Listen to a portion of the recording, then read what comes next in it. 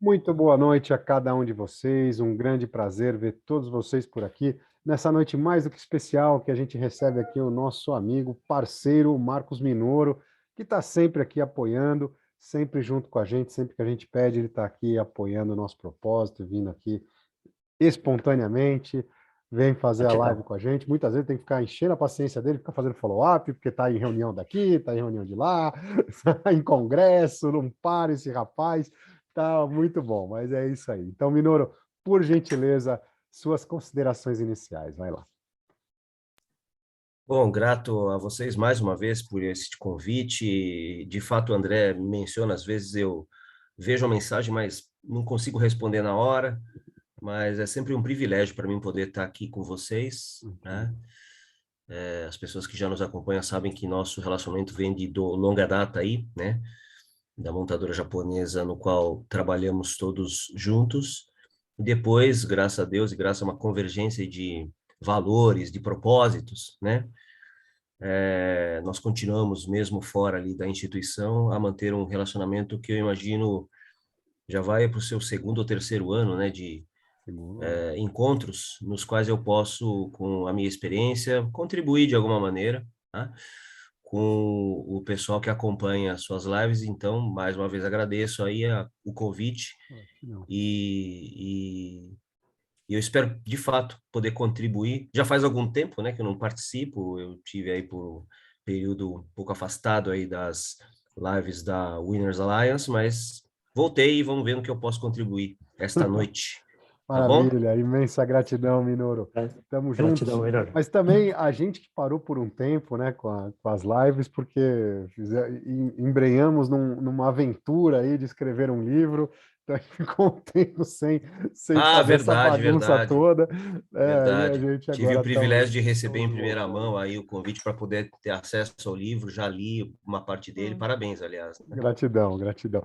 Foi uma batalha Gratidão, muito meu. grande, porque dois engenheiros que nunca se deram muito bem com a língua portuguesa, escrever um livro não foi nada fácil. Mas um puxou o outro e a coisa saiu. Maravilha, gratidão, Graças Minoro. a Deus. Vai lá, Yoshida, considerações iniciais. Bom, Vai lá. boa noite a todos. Primeiramente, gratidão, Minoro, por sempre apoiar o nosso propósito de desenvolver pessoas que desenvolvem empresas, desenvolvem a sociedade, né?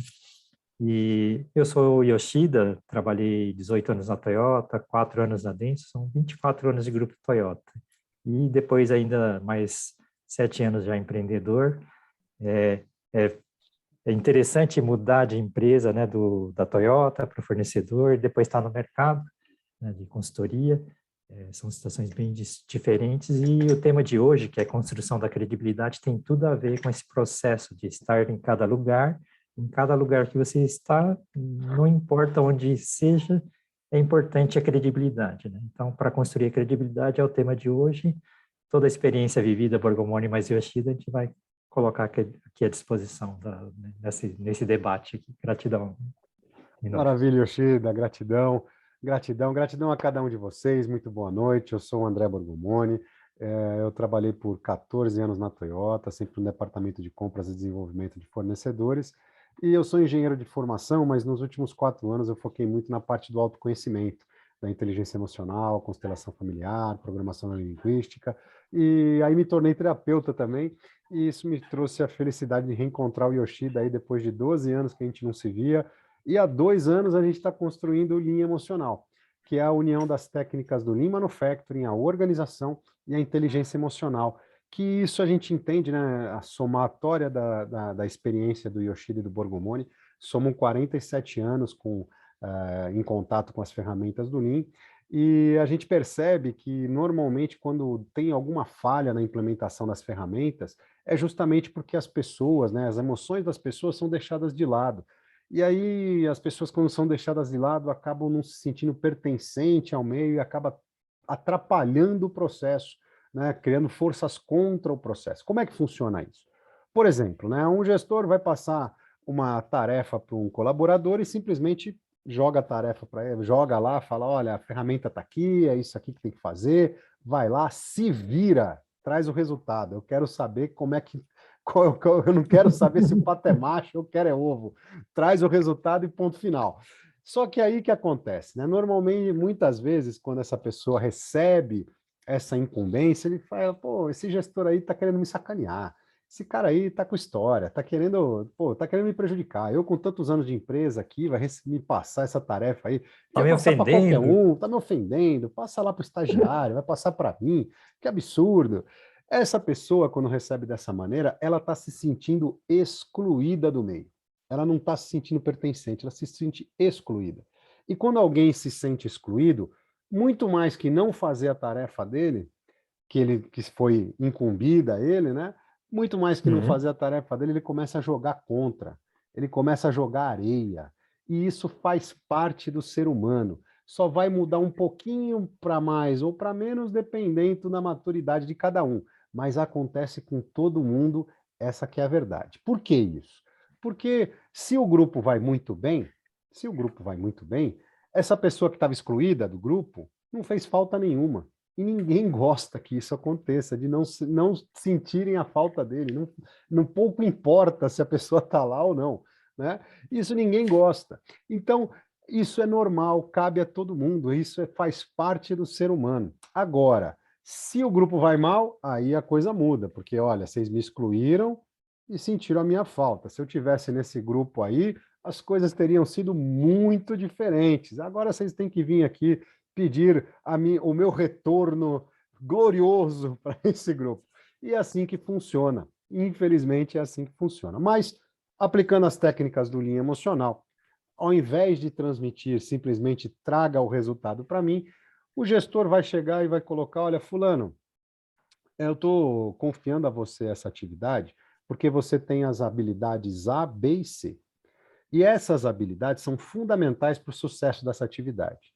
E essa atividade aqui é de extrema importância para o grupo como um todo, porque dependendo do sucesso dessa atividade, o grupo inteiro vai ser muito bem sucedido.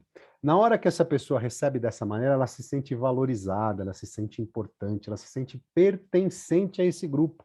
E aí, muito mais do que fazer a atividade simplesmente, ela vai se esmerar como prioridade máxima dela para essa atividade ser muito bem sucedida. Isso faz toda a diferença na implementação das ferramentas do Lean e, na verdade, faz diferença em qualquer atividade. Mas nas ferramentas do Lean, com certeza faz muito mais. Então, vamos lá nas atividades, no nosso tema de hoje, né? Construa credibilidade com o PDCA, com a presença mais do que ilustre do Marcos Minoro aqui, que tem uma consultoria em RH, e atendendo grandes empresas, entre elas a Toyota. Então, estamos aqui mais uma vez fazendo essa live mais do que especial. Aqui nós hoje somos a Winners Alliance, né, que é a junção da Kaikaku Pro, a empresa de consultoria e treinamento que o Yoshida já tinha, com a Aquila Transformação Humana, uma empresa de autoconhecimento, não só de emagrecimento, né? Mas o autoconhecimento ajuda demais a gente fazer grandes transformações como essa, que eu primeiro fiz em mim mesmo e ajudei uma série de pessoas a fazer grandes transformações neles, entre elas o Yoshida. O Yoshida também era um cara muito tímido, não Sim. falava nada, agora vocês vão ver, ele não para de falar. Fala, Yoshida. Se vocês virem o primeiro vídeo que eu postei na internet, no YouTube, eu estava travado, né? E isso porque eu já tinha melhorado um pouquinho, né? E agora estou melhor. Mas a verdade, o Borgomoni emagreceu por causa do autoconhecimento, etc. E Yoshida se livrou de toneladas de crenças limitantes, problemas emocionais, então estou levinho, né, para poder colaborar para o desenvolvimento das pessoas agora, né, com a experiência Maravilha. vivida. Tamo Gratidão, junto, Borgo. Yoshida. Vamos lá. Aí, aqui algumas empresas que já foram atendidas, né, como o Grupo Fiat, a Bosch, as últimas aqui, vamos falar das últimas, né, a Zeiss, empresa de lentes, né, lentes de óculos Zeiss, que fica lá em Petrópolis, né, no final do ano passado a gente fez uma atividade muito bacana com eles lá, sobre o 5S com foco na performance, né, então o 5S sem auditoria, teve um sucesso fantástico e a gente está continuando essa atividade junto com eles. Também a Mosaic Fertilizantes, né, aqui, Mosaic Fertilizantes, uma empresa de mineração focada, no caso, né, que a gente foi lá em Rosário do Catete, interior de Aracaju, Sergipe. Sergipe, Sergipe. interior de Sergipe, né? Interior de Sergipe, a gente foi lá em Rosário do Catete, eles têm uma mineração de potássio, né? Então, focado em potássio, que é extremamente importante aí para os fertilizantes, né? Para o nosso agro, e agora potássio está extremamente valorizado, infelizmente, com a guerra lá da Rússia e Ucrânia, um dos grandes produtores de potássio no mundo, então tá uma loucura na Mosaic, o pessoal está produzindo muito, então está indo muito bem. E a Rumo, né? A Rumo é uma empresa de logística focada muito aqui na parte de ferrovias, né? Empresa que vai aí estar finalmente concluindo a Norte-Sul, né? Então vai estar conectando o porto de Porto Alegre lá no Maranhão, finalmente o nosso país sendo cortado aqui por ferrovias. E aí vamos juntos aqui no nosso tema de hoje. Aí eu pergunto para vocês, né? Muitas barreiras à frente para poder demonstrar a sua capacidade. Isso na hora que a gente está falando da nossa parte profissional, na hora de você poder demonstrar, poder querer mostrar o quanto que você sabe, o quanto que você conhece das atividades. Sempre tem grandes barreiras, é assim que funciona. Aí a gente tem que começar a colocar aquele óculos para poder enxergar que as oportunidades normalmente aparecem, né? Parecem pequenas para a gente, mas são grandes oportunidades. Porque no começo é assim mesmo, a gente pega ali pequenas atividades, mas demonstrando o máximo da nossa capacidade, as coisas começam a mudar e outras oportunidades podem surgir na nossa frente. Aí, para quebrar essa barreira, né, quebrar essas barreiras faz parte de um caminho longo, isso é absolutamente normal, que deve começar nessa construção. Para começar essa construção, sempre tem que ter o aumento da credibilidade. Por isso que a gente fala sempre que olhar as pequenas atividades com maior esmero, com maior preocupação de entregar sempre o nosso melhor, o nosso máximo, por mais simples que seja a atividade, isso é de extrema importância, de extrema valia, para ir colocando aquele tijolinho, né? Colocando aquele tijolinho nessa construção. Então, nessa construção, o primeiro tijolo é entregar sempre mais do que foi prometido, né? Para isso, a gente precisa fazer o alinhamento e conhecer muito bem o nosso cliente. Na hora que a gente conhece muito bem o nosso cliente, a gente consegue entregar melhor para ele. Por que a gente fala conhecer muito bem? Porque não adianta simplesmente entregar mais ou entregar antes do prazo. Porque entregar antes do prazo, para alguns clientes, pode ser ruim. Se ele está no meio de uma construção e não tem nem aonde colocar aquilo que você vai entregar antes não resolve nada. Né? Entregar além, né, muitas vezes também não resolve nada, que ele não vai conseguir colocar no estoque. Então, entender bem como é que funciona o cliente faz com que a gente entregue para ele muito mais, muito melhor, mais valor de verdade. E isso que é a grande chave, né? Esse que é a grande chave do processo, que aí sim a gente vai estar surpreendendo o nosso cliente e fazendo isso a gente aumenta diretamente a nossa credibilidade. Então, alinhar as expectativas, conversar muito bem com o nosso cliente, o que ele espera da nossa entrega, o que ele espera, seja cliente interno, seja cliente externo, tanto faz, mas alinhar muito bem essa expectativa com o nosso cliente é de extrema importância. E depois, para cada atividade, fazer um plano de como fazer melhor, de como entregar, e entender que esse alinhamento nada mais é do que o mínimo que a gente vai fazer, o mínimo que deve ser entregue. Porque se isso já for o seu máximo, se você espirrou, você já não está entregando aquilo que deveria. E, na verdade, o importante é conseguir entregar ainda mais, surpreender o cliente, ser um pouco melhor. E aí, cada ação tem que ter um plano, tem que ter um planejamento. E aí, dentro desse planejamento, utilizar a ferramenta do PDCA faz toda a diferença, faz a gente ser muito mais assertivo, porque aí a gente planeja, não entrem aqui com os perfeccionistas de plantão que vai ficar planejando a vida inteira. Não tem que planejar a vida inteira, mas um planejamento tem que ser feito para depois entender o que tem que ser feito, né, colocar em prática, fazer realmente aquilo, checar se esse plano está realmente correto, para aí sim depois a gente entrar em ação. Isso faz toda a diferença na hora que a gente tem um plano e está implementando alguma coisa. E aí, com o PDCA, com o alinhamento de expectativa, faz com que você possa entregar mais do que prometeu. e isso, entregando mais do que prometeu, você vai construir a sua credibilidade, que vai, com certeza, ser um grande alicerce, uma grande base para você realmente decolar na sua carreira. E aí, mais uma vez, eu pergunto para cada um de vocês que estão aqui na live, e escrevam aqui no chat para mim, quais são as expectativas de vocês para a live de hoje, quais são as perguntas que vocês tiverem, pode colocar aqui, eu vou trazer todas essas perguntas para o Minoru e para o Yoshida para responder aqui para vocês. E aí, a gente vai fazendo dessa live mais interativa possível, fica muito mais legal para vocês, muito melhor para a gente também. E aí eu vou lembrando, como eu já falei no comecinho lá do livro, né, que o Minoru falou que ficou um bom tempo sem estar junto com a gente, mas na verdade ficou um bom tempo sem fazer lives aqui, né? Então tá aí para vocês, tem o nosso livro Linha Emocional, Vença com Excelência, Linha Emocional para resultados expressivos e duradouros. Então, tem aí o link para vocês, quem faz parte lá do Kindle, né, que tem o Kindle Unlimited da Amazon, é gratuito o e-book, também tem agora, o livro impresso também, a partir da semana passada começamos com o livro impresso aí também, então tá aí para vocês o link para vocês verem o nosso livro, que foi um trabalho muito bacana, que a gente está aí entregando os 47 anos de experiência que a gente tem com as ferramentas do Lean, e mais toda a parte emocional junto, que faz toda a diferença para vocês. E aí, vamos lembrando aqui que a gente está nessa série de lives durante essa semana toda, né? A gente começa aqui com o Marcos Minoro, a gente já começou na semana passada, mas essa semana a gente começa com o Marcos Minoro, e na sexta-feira a gente fecha com o Marcelo Takahashi, lá da Vale. O Sérgio Pansieri vai estar amanhã aqui, olha, ele está na plateia assistindo a gente, vai estar amanhã aqui, que é da Rumo, né? Que é um grande parceiro nosso lá da Rumo, vai estar aqui com a gente amanhã, e a gente faz essa série de lives, vamos fazendo essa série de lives de aquecimento para o nosso workshop em linha emocional, que vai acontecer no próximo sábado. Então, próximo sábado, nosso workshop em linha emocional, das 9 da manhã às 13 horas. Para estar junto com a gente, precisa fazer inscrição.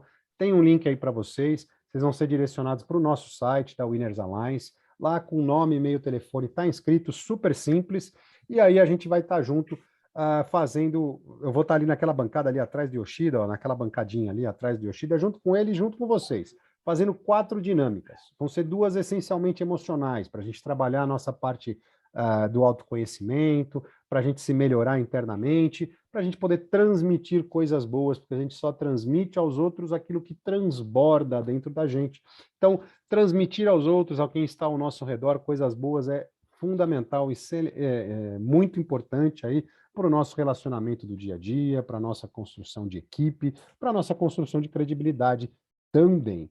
E depois mais 2 técnicas misturando a parte emocional, para aí sim vocês entenderem o quanto que são importantes as ferramentas do Lean, aplicando com a parte da equipe, com o entendimento da equipe, com a parte emocional junta, para aí sim vocês terem uma amostra, um gostinho de como é que funciona o nosso treinamento completo em linha emocional, tá certo? Então, quem ainda não está inscrito, clica lá, faz a inscrição rapidinho, e quem já está inscrito, pega o link e manda para os amigos para a gente ter um workshop bem bacana com bastante gente, tá certo?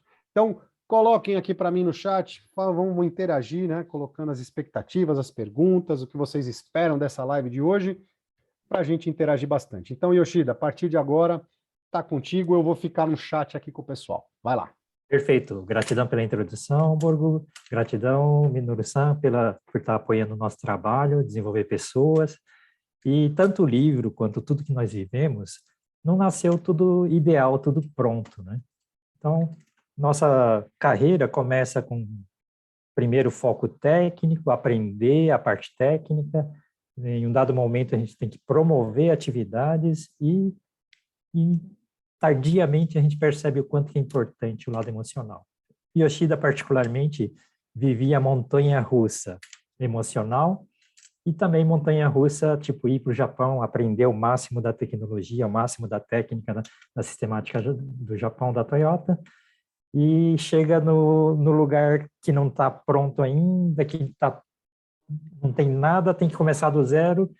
O ideal funcionava, como é que faz para funcionar depois o lugar que não tem nada? Por onde começa? Como é que faz? Que eu não posso deixar?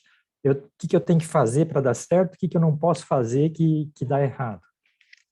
Esse processo foi um processo de tentativa e erro, muitas vezes com dificuldade, eu não conseguia ouvir conselhos, eu não conseguia ouvir opiniões, ia do meu jeito e acabava fracassando em alguns momentos. E quando você fracassa, é aí que tem a ótima oportunidade de aprender.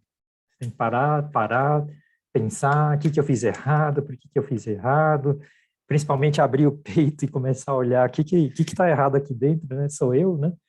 Você demora séculos para começar a achar que você é o problema. Primeiro se diz é o chefe, é a empresa, é não sei quem, é o Papa, e o processo começa a dar certo quando você olha para dentro. E olhar para dentro dói tanto que a gente evita olhar, né?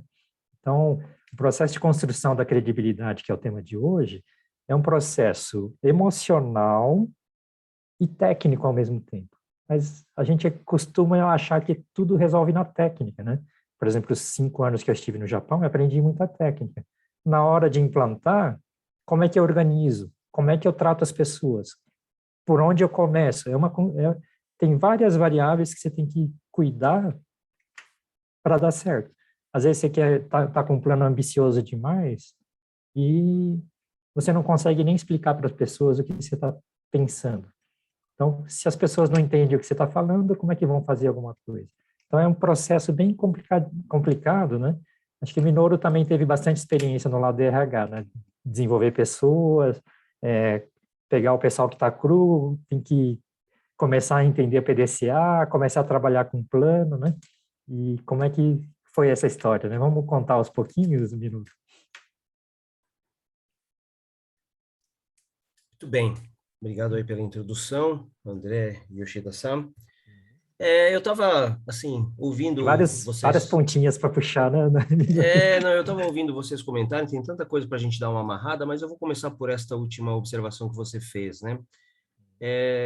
Tem muita gente que pensa, né, que a credibilidade é uma coisa que, como você mencionou, vem da aquisição de coisas que a gente aprende a fazer e domina do ponto de vista técnico. É óbvio, né? É óbvio que qualquer profissão, né, ela exige daquele que decidiu segui-la um domínio daquilo que se faz, né? Então, vamos pensar, por exemplo, né, numa coisa que é muito popular no Brasil, que é o jogo de futebol, e vamos pensar em grandes jogadores de futebol cuja técnica, né, cuja capacidade de resolver problemas em campo, né, o goleiro que consegue defender, o zagueiro que consegue afastar, né, a bola do seu campo, o meio de campo que cria jogadas, ou sendo ele um defensor, desarma, né, o adversário para construir um contra-ataque, ou o atacante que faz gols, né?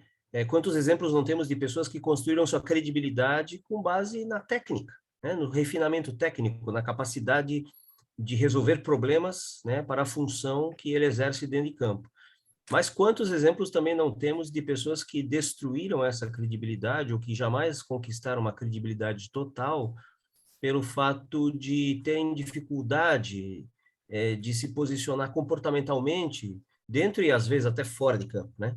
Porque não podemos deixar de negar que como nós somos seres, né, que estamos inseridos numa grande sociedade, numa grande comunidade, né, a gente não tem apenas de construir credibilidade dentro do ambiente de trabalho, mas a gente, né, quando representa, às vezes, a empresa fora, ou mesmo quando não estamos mais representando a empresa, a gente sabe como é que é, né? Nós trabalhamos, né, muitos anos numa empresa icônica que nos dava reconhecimento. A gente saía, né, eu tenho certeza que isso acontecia, você, André, Yoshida-san, eu mesmo, éramos conhecidos como André da Toyota, né, Eduardo Yoshida da Toyota, Marcos Minoru da Toyota, o que fazia da gente elementos, né, que representavam a empresa, mesmo fora, né, quando vocês estavam, por exemplo, se relacionando com seus fornecedores, quando eu, por exemplo, estava me relacionando com os candidatos em processos seletivos, a gente carregava, né, o bônus de pertencer a uma empresa que era icônica, que era muito reconhecida, e o ônus de, né, não poder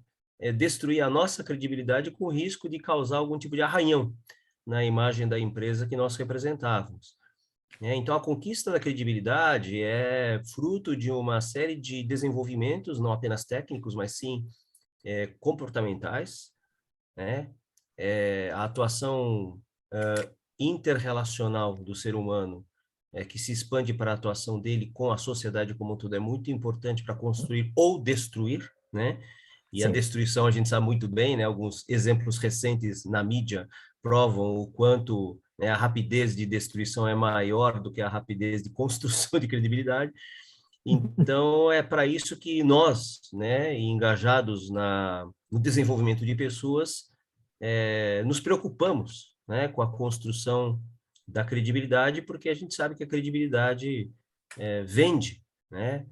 O profissional vende soluções, vende, né? Muitas vezes o profissional que tem uma grande ideia, ele não consegue vendê-la, né? Uhum. Pelo fato de ele não ter essa credibilidade construída em função de vários fatores, como eu acabei de mencionar.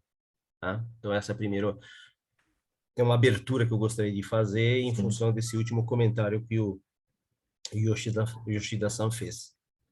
Tá? E a credibilidade, a gente pensa que, né, reforçando a parte técnica, né? O cara é espetacular no que faz.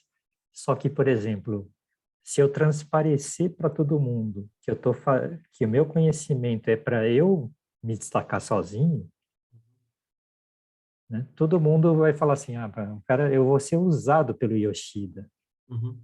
Né? Então eu quero ficar longe desse cara. Esse cara não é companheiro. Ele é um cara que só está me sugando, só está me usando.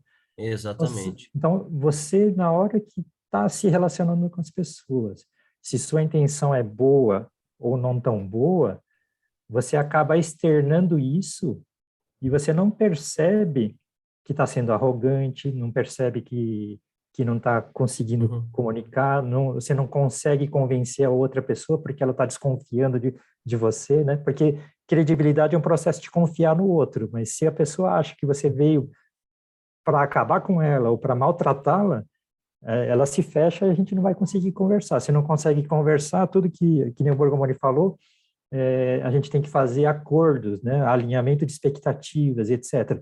Como é que eu vou conversar se eu estou me portando, né, de forma inadequada, né? Então, esse é o... A sua colocação é perfeita, Yoshida-san, porque além desses aspectos que eu mencionei, né, de que a credibilidade não se demonstra apenas pelo domínio técnico do assunto ou daquilo que você faz, mas também tem aspectos comportamentais, eu destacaria exatamente isso que você falou, comportamentais, principalmente os interrelacionais, ou seja, a credibilidade, ela é construída quando a pessoa que trabalha com você, né, que pode ser um liderado, pode ser um par, pode ser um superior, encontra em você um porto seguro, né? Sim. Encontra em você uma pessoa com consistência, encontra Sim. em você uma pessoa com aquele padrão ético, né, que faz com que você diga coisas, né, ou seja, você diz, todo mundo tem que ser desse jeito, e você também age dessa maneira, ou seja, há um alinhamento entre aquilo que você diz e aquilo que você faz. Então, essa questão da forma como você se relaciona com as pessoas e de uma maneira um pouco mais abrangente com o mundo, é um dos maiores pilares de construção daquilo que a gente chama de credibilidade. Exato. Tá? Então, isso que você falou é fundamental. E Tá? eu vou contar um exemplo, né? Por ter tido treinamento no Japão, eu conseguia entender bastante coisa, conseguia planejar bastante coisa, fazia aqui na minha cabeça, ia fazendo. E eu tinha tudo sob controle, né? O meu plano. E seguia ele à risca. E falando na credibilidade, eu estou fazendo um trabalho que o Minoru pediu para o Yoshida, né? Só que eu não contei que eu vou fazer o passo 1, passo 2, passo 3, passo 4, passo 5, passo 6, passo 7, né? Tem uma lógica, né, que é coerente, para mim é coerente, mas como eu não contei para o Minoru, né, e o trabalho é de 6 meses, por exemplo, passou 1 mês, não, nada do Yoshida falar nada. 2 meses, 3 meses, 4 meses, você começa a ficar preocupado, não começa, Minoru? Será que está bom? Será que está ruim? Será que vai sair alguma coisa? Será que ele está passeando, né? Por quê? Porque eu não ajudei a você confiar que existe um plano, passo 1, passo 2, passo 3, passo 4, passo 5. Por isso A que... realidade versus o plano está ok ou não está ok. Então, simplesmente por não deixar claro o plano, eu estou construindo, né, ou desconstruindo credibilidade, né? Por isso que no início da nossa live de hoje, creio que tenha sido até o próprio André, falou muito a respeito do poder de comunicação que a gente deve exercer, né, para Sim, transmitir as nossas ideias, no caso desse exemplo que você acabou de dar, Yoshida-san, sim. né, de maneira clara, de maneira transparente, de maneira que as pessoas possam, por meio desse processo de comunicação em duas vias, adquirir a confiança e construir a tal da credibilidade, né? Uhum, Então, de fato, a comunicação ela é um instrumento crucial, né, para que a gente possa desenvolver a tal da credibilidade, uhum, né? O que pode parecer básico, né, porque a gente fala que a comunicação está presente a todo momento e de fato está, né, em algumas situações a gente esquece um pouquinho dela como ferramenta-chave, né, para o sucesso, né, neste caso, daquilo que a gente está chamando de construção de credibilidade, porque a gente imagina que a comunicação seja uma coisa tão básica que, né, às vezes o dito se, né, eu não preciso dizer isso, porque está claro, né, mas a clareza se constrói na cabeça da pessoa que está lá esperando de você, líder, né, ou quem quer que você sim, seja, algo que esclareça, de fato, o que você pretende, né, os seus objetivos maiores, né, o projeto como um todo. sim, sim. Enfim, é isso, tá? Um, um exemplo prático, né? Eu estou lá no meio do trabalho, eu tinha um plano que era para estar no nível 5 agora, mas está no nível 4. Tem um atraso de nível, né? Tá um pouco a menos que isso. Se eu não contar que está tendo esse gap, e principalmente se quem está, dependendo do meu trabalho, ele descobre que está ruim, e ele não está vendo o que eu estou fazendo para compensar esse gap, né, que pelo plano era para estar no nível 5, mas ainda está Uhum. no 4. Mas se eu trabalhei bem, eu já estou para recuperar esse 4 por 5 e já estou adiantando algumas coisas porque para compensar esse atraso também.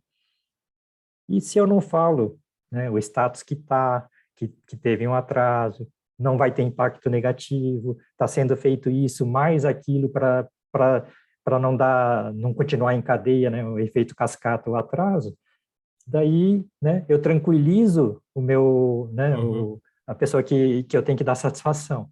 Se a gente não faz isso, gera desconfiança. Comigo, por exemplo, aconteceu do meu gerente me ligar uma vez meia-noite e dizer assim, Yoshida, tá bom, tá ruim? Pelo amor de Deus, escreve 3 linhas de e-mail para mim, porque ele tinha que decidir se cancelava uma nacionalização ou não, né? E estava tudo no 99% ok, e ainda me ofendi que ele me perguntou, né? E falei, eu estou me matando 16 horas por dia, você está me ofendendo, não sei o quê, né? 3 linhas, o cara, né? Porque eu estou cansado, chego no hotel e desmaio. Você ainda quer que eu escreva e-mail, né? E olha só a barbaridade que eu estava fazendo nessa brincadeira, porque bastava o tempo todo eu ter reportado que estava já Uhum. no 99% e podia estar tranquilíssimo, não precisava nem ligar para mim. Uhum.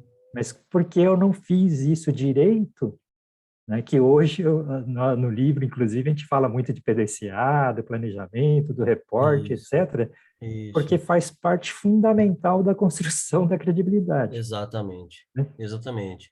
Por isso que dentro dessa perspectiva, né, eu que antes de trabalhar na Toyota já tinha trabalhado em grande empresa de consultoria, tocando projetos de grande porte, implementação de grandes sistemas, Sim, já sabia de antemão, né, que dentro desse processo de planejamento, um dos principais planos que a gente precisa executar, né, é o plano de comunicação, né? Que sim. nós que trabalhamos com a metodologia que nós bem conhecemos, nós sabemos como é que funciona, né? Reuniões diárias, né? De reporte, de status, né? Uhum. Dizendo que problemas estamos a enfrentar, né? Mostrar o problema, não escondê-lo, né? Para que a gente possa, né, angariar os recursos necessários para Eu resolver o acho que quanto antes, vale a pena tá? falar do bad news first, né? Então, e quando na verdade, né, o senso comum, né, quem não conhece a filosofia sabe que o hábito das pessoas pelo contrário, né, varrer a sujeira para debaixo do tapete, né? e nós bem sabemos que a gente tem de trazer o problema, tem de expor o problema, tem de, né, Sim. demonstrar o problema, né, para que a gente possa, de fato, se apropriar, né, daquilo que está ocorrendo e resolver o quanto antes, né? Uhum. E isso só é possível mediante comunicação constante, né? Isso. E que ajuda, portanto, a construir a tal da credibilidade. Sim. E aí, assim, só para a gente poder, só para eu poder fazer uma amarraçãozinha entre duas coisas que eu lembro que na introdução me incomodaram no bom sentido, né? Uhum. Uma é essa, né? Que é a questão da credibilidade, que é um dos temas, aliás, da live de hoje. E a outra, quando agora não me lembro se foi você, se foi André, comentaram a respeito do conceito de credibilidade, né, de como a gente constrói a credibilidade com os nossos clientes, sejam eles internos ou externos, definindo muito bem, né, escutando muito bem as suas demandas e definindo muito bem os entregáveis, né, o que a gente vai fazer, em que prazo, Sim, sim. né? E aí é interessante porque a gente estava falando um pouco a respeito de entregas, né, que não são combinadas, né? Então, mais uma vez, o senso comum nos faz acreditar que se eu prometi para o meu cliente que eu vou entregar alguma coisa daqui a uma semana, eu antecipo em uma semana ou em alguns dias essa entrega, ele vai ficar feliz. E a gente que trabalha, né, com a filosofia dita just in time, sabe que muitas vezes isso atrapalha a vida de algumas pessoas, né? Vivenciei situações nas quais o projeto ele estava num ritmo, né? E aí o gerente do projeto resolveu dar uma acelerada no processo, né? Antecipou, se não me engano, em alguns dias ou algumas semanas aí a entrega de uma das fases do projeto, só que ao fazê-lo, ele se esqueceu de que nesse período, né, em que ele fez a antecipação, a pessoa que aprovaria, né, aquela fase do projeto estaria fora, né? E aí o que aconteceu? Ele acabou entregando alguma coisa antes que não podia ser aprovada, né? Porque a pessoa que aprovaria estaria fora, e isso criou um gargalo, né? Criou um problema, na verdade, né? E aí isso foi fruto muito, né? Eu lembro na ocasião de uma falta de comunicação efetiva entre as pessoas que estavam Uhum. no projeto, até que a pessoa que depois que voltou, né, descobriu isso, falou assim, cara, assim, mas estava no plano, né, que eu ia sair durante essa semana, por isso que eu pedi para você me entregar na semana correta, entendeu? Né? Então, esse alinhamento de expectativas, né? Às vezes a gente tem a impressão de que fazer rápido, né? Ou fazer de uma maneira diferente daquilo que foi acordado, satisfaz o cliente, e não, né? A expectativa do cliente tem de ser respeitada. Agora, como foi dito, né? Exceder as expectativas, né? O exceder as expectativas tem que ser suficientemente detalhado para que a gente saiba exatamente o que significa esse a mais, né? O que significa Uhum. esse valor agregado. É o cliente que vai definir, né? Às vezes você entrega, por exemplo, né, um produto com algo que você julga seja uma característica, né, diferenciadora, sei lá, um detalhezinho aqui, um detalhezinho ali, que não agrada o cliente, entendeu? O cliente queria aquele produto que ele tinha pedido, aquele, né, aquela peça que ele tinha pedido sem grandes mudanças na sua configuração, mesmo estéticas, porque ele não, né, não gostou, né, não gosta de coisas assim assado. Então, É, muitas vezes essa relação com o cliente, essa proximidade com o cliente, garante, né, a credibilidade também pelo fato de a gente saber interpretar exatamente o que ele quer, né? sim. Em vez de ficar na nossa cabeça imaginando que fazer mais rápido, fazer diferente, fazer azul, fazer vermelho, fazer amarelo é o que, né, é o que importa, né?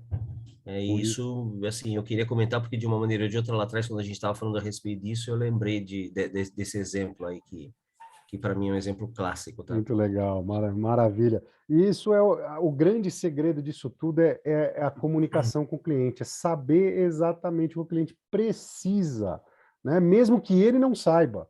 Muitas vezes o cliente não sabe o que ele precisa. Ele fala, pô, mas podia melhorar assim, podia melhorar assado, mas ele não sabe exatamente o que que é, né? Ele não Muitas sabe vezes. exatamente o que que é. Então, se você tiver uma comunicação muito próxima, muito ajustada com o seu cliente, isso vai vir à tona e você vai entender esse detalhe, essa pequena coisinha que vai fazer toda a diferença que muitas vezes para você, no seu processo, no seu pedaço interno, não faz tanta diferença, não dá tanto trabalho, e você vai surpreender de verdade o seu cliente. Então, a chave real de surpreender de verdade positivamente o cliente é entender a necessidade dele profundamente. Então, vamos lá, vamos lembrando mais uma vez que no próximo sábado, dia 9, a gente vai ter o nosso workshop Linha Emocional, totalmente gratuito e com direito a um certificado de participação. Tem o link aí para vocês, eu acho que está quase todo mundo aí da live já está inscrito. Quem não está, se inscreva. Quem já se inscreveu, manda para os amigos, avisa todo mundo para a gente fazer uma live, um workshop mais do que especial, tá certo? Então, gratidão a todos vocês que interagiram por aqui. Primeiro, já tem uma pergunta aqui, mandaram no direct para mim aqui, falando, ó, quais são as etapas do PDCA? Planejamento, fazer, check, verificação e action. Aí sim que vai para a ação, tá? Então, como que acontece? Primeiro eu tenho uma necessidade, eu tenho alguma coisa que eu preciso fazer, eu planejo muito bem o que eu vou fazer, preparo isso tudo, né? Faço a preparação disso tudo, verifico ponto a ponto se está tudo bem, se está funcionando, quais as necessidades, quem são os departamentos relacionados que a gente vai precisar acionar, quem que é tudo, ou seja, verifico todos os pontos de necessidade desse planejamento para aí sim partir para o action, né? Hoje, colocando em tempos mais modernos, né, muitas vezes a gente não tem uma acuracidade tão perfeita nesse planejamento. É muito comum, com 60%, 70% aí, manda bala, mesmo porque o mercado é muito rápido. Se a gente não colocar em prática, né, a gente não consegue acompanhar a necessidade do cliente, que é a grande chave do que a gente está falando aqui, né? Vamos lembrando isso, tá? Já tirando o pessoal, a turminha dos perfeccionistas da frente aí, que adoram ficar planejando a vida inteira, não entrar e não colocar em prática absolutamente nada, né? Não é para isso, não é para pegar o PDCA e dar como desculpa para não fazer nada, pelo amor de Deus, né? Tem que colocar em prática, mesmo porque muitas vezes você vai entrar, colocar na prática e aí você vai enxergar coisas que você não enxergou no planejamento. É muito comum isso, porque é na hora que você está fazendo realmente, colocando em ação, que você vai enxergar coisas a mais. Então, absolutamente normal, com uma acuracidade um pouco mais baixa, 60% já está colocando em prática, certo? E como o ciclo de PDCA pode potencializar o planejamento estratégico da empresa? Opa, essa é boa. Ajuda dos universitários, mas o planejamento estratégico da empresa também pode correr dessa mesma maneira, né? Eu tenho uma estratégia de entrar no mercado X, né? Como estuda o mercado, planeja isso, faz o planejamento, monta um plano para isso, verifica tudo que está acontecendo, olha como que vai ser o abastecimento, como que eu vou mandar para lá, quem são os meus clientes, como que é esse mercado, quem são os concorrentes, verifica todos os pontos de ação, de entrega para o cliente, recebimento de material, recebimento de tudo, para poder atuar, poder entrar nesse mercado propriamente dito, verificando tudo isso, checou todos esses pontos, se está tudo certo, aí sim entra em ação, isso torna o processo mais assertivo, é mais fácil de estar certo dessa maneira, né? É infalível? Claro que não, mas torna tudo muito mais... Fazendo isso, com certeza, vai ser mais assertivo, mais fácil de estar correto, se não fizer. Se não fizer, aí é certeza que vai quebrar a cara. Quando a gente tem um plano estratégico, gera atividades novas. Então, uma observação importante é a estrutura de trabalho que eu tenho é coerente com essa nova necessidade desse plano estratégico.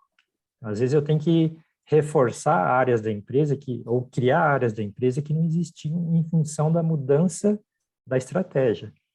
Então, deixar isso claro, né? Onde está fraco, né? Tipo, estava bom, mudou a estratégia, para essa necessidade, a estrutura não está coerente. O que eu tenho que mudar na estrutura faz parte do processo, né, de replanejar e fazer isso funcionar. Mas se não ficar claro o que eu estou assumindo como não está bom, para que nível eu quero levar e o que eu estou fazendo, fica até difícil julgar se esse planejamento está bom ou está ruim, né? Exatamente isso. Muito bem. O Sérgio Pansieri colocou aqui, Marcos, por que colocar em prática em uma empresa o PDCA? Qual que é a real importância disso, Minoru? Consegue ajudar aí?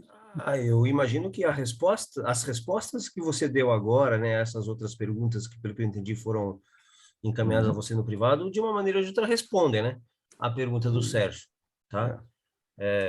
A importância do PDCA, ela se justifica em função da necessidade que nós temos de executar um bom planejamento. A gente sabe Sim. que, né, o brasileiro, em termos gerais, né, possui alguma aversão a um planejamento um pouco mais elaborado, só que a recomendação do André de que a gente não deve estacionar no planejamento, né, e deve começar a experimentar, né, quando a gente tiver um pouco mais de certeza, né, um pouco de menos risco, né, tem que começar a experimentar para poder rodar o ciclo PDCA, e é aquela história, né, não existe planejamento perfeito, porque você pode ter, né, principalmente hoje, né, que o mundo ele está muito complexo, né, você pode ter mudanças de curso, tá? Você pode ter uma pandemia no meio do caminho que vai ter que você alterar completamente o seu planejamento, tá? Então, dentro dessas perspectivas, diante das incertezas que são grandes, né, eu imagino quantos PDCAs as empresas que estão habituadas a rodar ciclos PDCAs não fizeram, por exemplo, durante o início da pandemia, até ajustar, por exemplo, suas operações, até ajustar, né, a sua forma de trabalhar, né? Então, o PDCA, respondendo à pergunta do Sérgio e complementando, né, a resposta que o André já tinha dado, ele é fundamental numa empresa que não pratica o planejamento. Ela precisa começar a planejar com um pouco mais de esmero, né? E depois, obviamente, em função da necessidade de a gente estar olhando, né, de uma maneira rápida os resultados, verificar, né, se a meta está sendo ou não atingida, rodar esses PDCAs de maneira recorrente para que a gente possa promover, né, aquilo que a gente sabe e chama de processo de melhoria contínua. Tá? E eu acho que vale a pena fazer um reforço para todo mundo. O que significa girar o PDCA? Eu estou no nível atual, esse é a altura dos meus braços, eu preciso ir para um nível mais alto. Entre esse nível de baixo e o de cima tem um gap, um desnível, né? Que são todos os problemas que eu tenho que resolver para chegar aqui em cima. Então, o plano, né, plano de atividade, o PDCA, é a série de atividades e ações que eu vou tomar para sair desse nível e ir para esse nível. Em geral, PDCA é para isso. Mas tem um outro PDCA que pouca gente entende que existe. Hoje eu estou nesse nível. Só que ele está instável, não está muito bom. Está fraco isso aqui, está difícil manter aqui. Então eu tenho que fazer atividades de melhoria para consolidar esse nível. Porque tem dia que está aqui, tem dia que está aqui, tem dia que está aqui. Ele fica flutuando, sobe e desce, e isso está me causando dificuldade de planejamento, dificuldade de entrega, etc. Mas o nível que eu quero estar é aqui. O que está faltando? Manutenção que funciona melhor, compras que funciona melhor, né, qualidade que funciona melhor, equipamento que funciona melhor. Eu tenho que entender, fazer todas as melhorias para isso aqui ficar estável, né? E enquanto eu estou fazendo isso, eu estou aprendendo um monte de coisa. Enquanto a gente está fazendo esse monte de coisa para manter esse nível, que é grande parte da empresa, uma parte da empresa já está pensando no próximo nível, né? Então, o Kaizen para melhorar é o próximo nível. O Kaizen para manter é grande parte do Kaizen. Isso aí mal se fala na empresa, Kaizen para manter. Então, aquele assumir que está sendo mantido, que alguém está cuidando, sem estar claro exatamente o que está sendo feito para manter, reforçar alguma coisa que não está fraco, é ignorar a realidade. E eu estou só sonhando, e aqui que era pavimentado, saiu o pavimento, já está na terra, começou a chover, começou a ter erosão, e isso aqui está indo por água abaixo, né, vou usar essa expressão, e o pessoal está sonhando lá com uma rodovia até o topo da montanha, né? E se a base não está funcionando, ninguém vai chegar até o topo da montanha, né? Então, esse é um processo importante, né, a gente frisar aqui, porque o Kaizen para manter, né, ou todo o problema que eu preciso resolver é necessário girar um PDCA, tomar ações, né? E esse processo é um processo infinito. Né? Muito bem. Minoru, mais uma para você aqui, ó. Como a parte comportamental e a liberdade de expressão podem influenciar na carreira de uma pessoa? Também do Sérgio. A influência, Sérgio, a influência é total, né? Como eu mencionei, a credibilidade, que foi o assunto inicial dessa nossa live, ela é construída com base no poder técnico, né? Que você tem no exercício da sua profissão, você poder, né? Fornecer respostas tecnicamente aceitáveis, né? Mas, ao mesmo tempo, você ter, por exemplo, um controle, né? Emocional para você poder comunicar isso de uma maneira direta, né, assertiva, objetiva, porém sem, como foi dito pelo próprio Yoshida-san, demonstrar arrogância que algumas pessoas que são muito boas tecnicamente costumam demonstrar nas suas manifestações, né? Aquela história, o cara é tão bom, tão bom, tão bom, né? Minimiza os outros, né? Não é verdade, porque quando o cara ele é muito bom, quando o cara realmente ele constrói uma credibilidade baseada no seu poder técnico, ele é superior tecnicamente a qualquer outra pessoa. Né? Então, naturalmente, as pessoas se sentem inferiorizadas só pela percepção que elas têm de que esse cara é um cara que manja muito. Se esse cara não controla a forma como ele comunica isso e demonstra esse seu conhecimento, essa sua experiência para as outras pessoas, ele já vai, né, de partida, construir esse gap de valor, né, Sim, que sim. faz com que ele seja percebido como uma pessoa, como o Yoshida falou, às vezes arrogante. O pessoal começa a ter aversão a essa pessoa, ela desarmoniza com o ambiente, né? Exatamente. Então, quando o Sérgio fala de liberdade de expressão, né, a gente, quando vai consultar, por exemplo, um guru, né, a gente espera do guru coisas que, nossa, entendeu? Né? Não, mas dependendo da forma como esse guru, né, se manifesta, esse cara extremamente, né, competente do ponto de vista técnico se manifesta, essa chamada liberdade de expressão dessa pessoa pode causar o efeito contrário, né? Ele pode diminuir a credibilidade, não que ele esteja errado, mas a forma como ele se expressa pode fazer com que as pessoas se afastem dele, né? Ou parem de consultá-lo, né?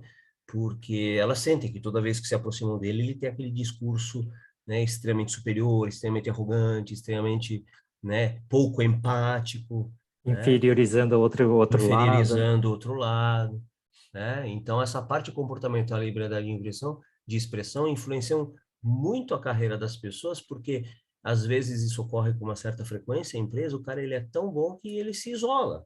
E a gente sabe que a empresa não funciona com gente que se isola, né? Ou que é isolada por circunstâncias como essas. Então, acaba influenciando muito a carreira das pessoas e, nesse caso específico que eu citei, de maneira negativa. Muito bem. Pela reação do Pansieri, ele gostou bastante da resposta ali. Já lembrou de alguma coisa, Abriu um sorriso ali, lembrou de alguma coisa. Alguém que foi um pouco arrogante, falou de um jeito meio esquisito, mas é isso aí. E a perguntar aqui se tem alguma desvantagem em implementar o PDCA, né? Desvantagem, na verdade, não é do PDCA, é como a gente fala, né? São as pessoas que o aplicam, né? A grande desvantagem que eu consigo lembrar aqui são os perfeccionistas de plantão, que vão parar no P, vão parar no planejamento, vai ficar planejando a vida inteira. Aí, quando for colocar em ação, o cenário já mudou, as coisas todas já mudaram, já tem que planejar de novo. Então, isso que é o grande problema, né? As pessoas ficarem planejando. Mas, tirando a parte de pessoas, das emoções das pessoas, a ferramenta em si, ela não tem grande problema, não tem desvantagem, não. É apenas saber usar a ferramenta. Eu acho que tem desvantagem não ter o PDCA. Não ter porque se tem um plano, ele pode ser um plano ruim. Eu posso até dizer que o plano é ruim se tem um plano, mas se não tem plano, não dá nem para dizer que o plano é ruim. Se não tem plano, eu não sei onde eu estou e não sei para onde eu vou. Então, qualquer coisa que o pessoal fizer, eu não posso elogiar, não posso criticar, né? A gente vai estar vivendo terra de ninguém, onde não tem expectativa, né? Expectativa é que a gente consiga se manter forte nesse nível.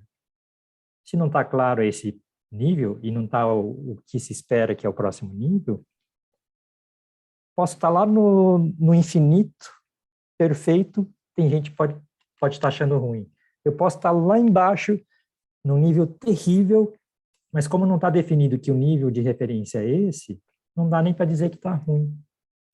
Exatamente. O Quando a PDCA é gente... onde eu estou, para onde eu vou. E como é que eu Exatamente. faço para ir de um lado para o outro? Né? Exatamente. Eu costumo dizer que quando você não tem o P, você não tem como fazer o C, porque você vai comparar o que você fez com o quê, né? Se você não tem o plano Não estabelecido. planejou. Então, quando a gente não tem dentro do PDCA o P e o C, né? A gente vive o E e o A, né? E o E e o A a gente sabe o que é o tentativa e erro, né? Ah, eu vou É, fazer um negócio, nossa, deu errado, né? Então agora deixa eu isso. refazer, né? Aí refaz, E, nossa, deu errado de novo, entendeu? e tem Então, uma coisa... O PDCA completo ele faz, né, de fato, com que Sim, o círculo seja virtuoso. Quando você não sim. faz o P, você não tem como fazer o C, aí vira EA. E o É. EA, o que que é? Tentativa e erro, né? E na literatura diz que o A é padronizar, né? Tá certo, é padronizar. No final, né, eu saí Exatamente. daqui, Mas trouxe para cá você vai padronizar um negócio que deu errado, não, né? Aí você vai ter que e refazer. E refazendo, sem exatamente. planejar e sem controlar, você vai ficar, acaba Vai. Sim, virando só. O cara tem que ter muita sorte, né, para poder chegar no resultado fazendo só a execução sem planejamento e controle, né? Essa aqui é a isso. conclusão que a gente E, chega, né? É e isso o aí. A sempre a gente tem que imaginar assim: se eu estou saindo daqui e estou precisando chegar aqui em cima, se faltou um pouquinho, não é falar, ah, que pena, não deu. O PDCA com A de verdade é o A que eu complementei com novas atividades para completar a tarefa, né, no nível que estava combinado. Né? É isso aí. Muito bom. Minoru, por incrível que possa parecer, uma hora já foi. Pois é, estava Infelizmente, vendo aqui.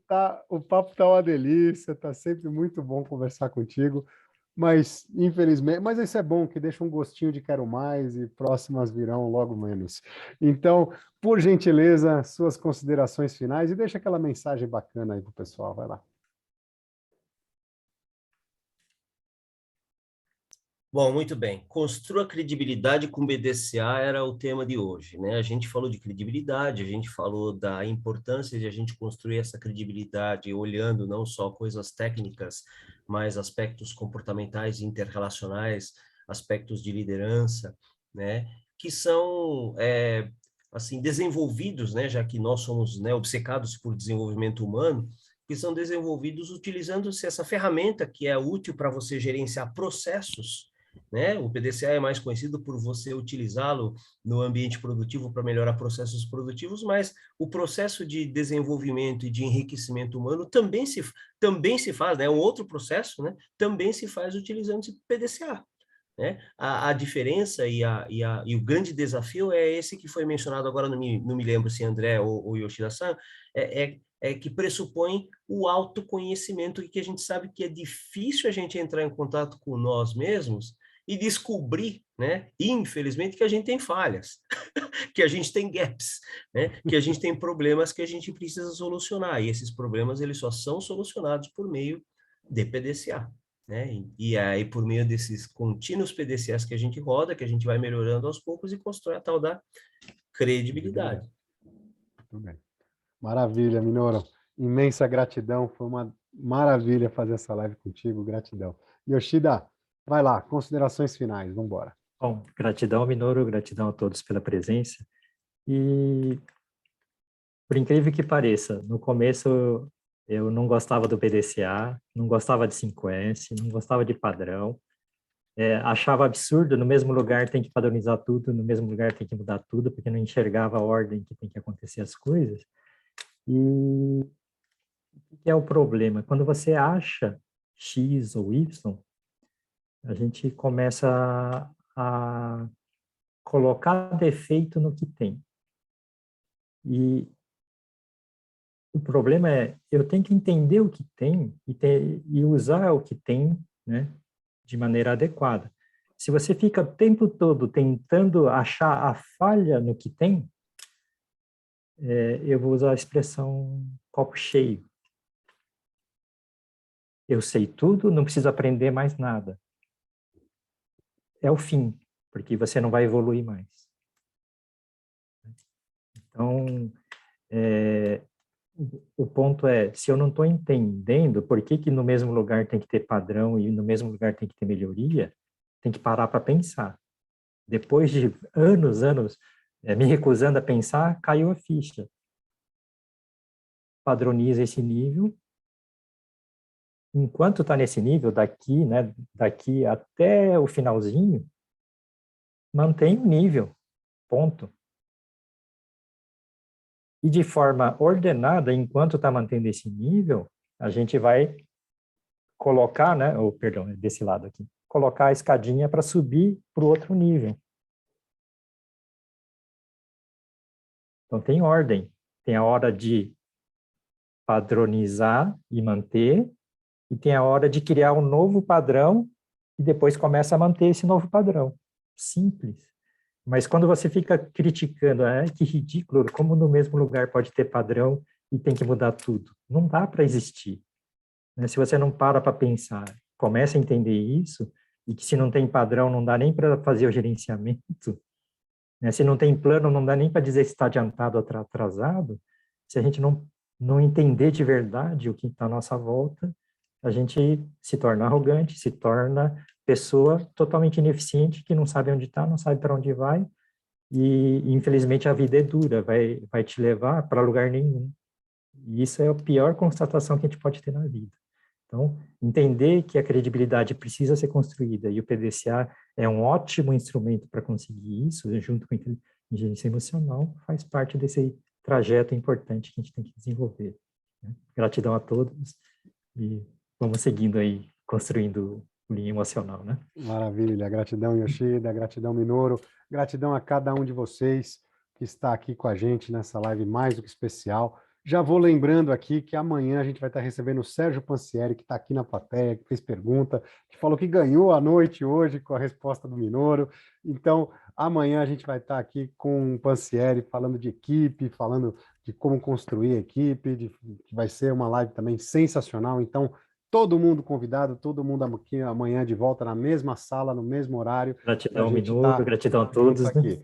Então, a nossa imensa gratidão a cada um de vocês que está aqui fazendo essa live junto com a gente, que isso que é o nosso grande propósito, né, fazer a transmissão do conhecimento, porque quando a gente transmite conhecimento, a gente consegue impactar as pessoas, e impactando as pessoas, a gente consegue transformar, a gente consegue fazer diferente, a gente consegue fazer melhor, e transformando a gente melhora o nosso lugar de trabalho, nossa casa, a nossa cidade, a nossa vida, a gente melhora tudo que a gente quiser. Se a gente quiser de verdade, a gente melhora até o mundo.